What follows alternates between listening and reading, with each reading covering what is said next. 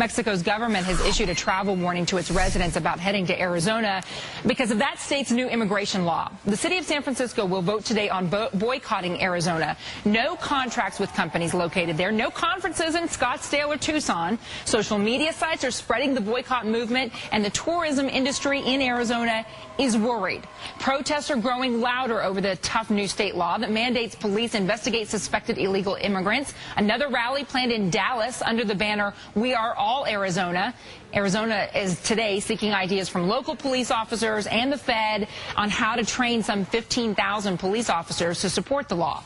Critics say no matter how much training, officers will end up racial profiling and minorities will be afraid to report crimes. The Rainbow Push Coalition says the law is a punitive, negative, unconstitutional law which presumes guilt and selectively punishes Latinos. Joining me now, the head of the Rainbow Push Coalition, Reverend Jesse Jackson. Reverend Jackson, we were talking yesterday about why there's not more support in the African-American community to fight laws like this. And I had a viewer email me and say there's no link between illegal immigration and African-Americans, that we, African-Americans, did all the heavy lifting for freedom and for civil rights. Do you agree with my emailer?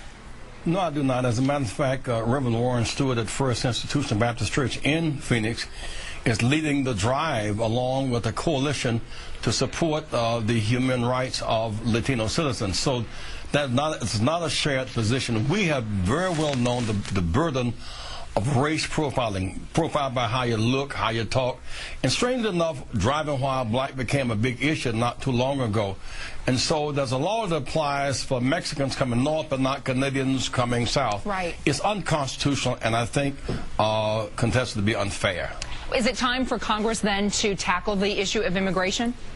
It is time. With 12 million undocumented workers in the country who do work, who do generate revenue, who do pay taxes, who do have children in schools, who are born here, in fact, it should be addressed and immediately, because it's becoming an issue that's hot and dangerous. Really, it's a form of terrorism for the innocent, not just for the guilty. I mean, you look suspicious because you are Mexican.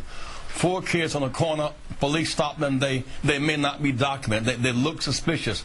Driving down the street. I mean, after all, Senator Mendez is Mexican, or Governor Richardson, they look Mexican, they have a different accent. But here's the argument that some people make, Reverend. They say those illegal immigrants are here in this country. The very fact that they're here is a crime, and they're taking our jobs. When you're looking at the African-American community with an unemployment rate of more than 16%, is that a valid argument? Well, the robbery for us didn't come from workers that corporations brought here to do cheap labor. It really came from Wall Street.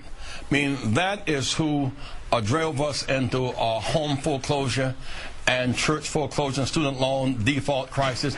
This issue about jobs has to do with the lack of an urban policy. We need a policy for urban America, but we made the big gift to the banks without lending or linking to reinvestment. So I think the issue of our needing jobs in Center Chicago has more to do with Wall Street policy and government not monitoring Wall Street than it does with Mexican Americans. I don't think that's fair.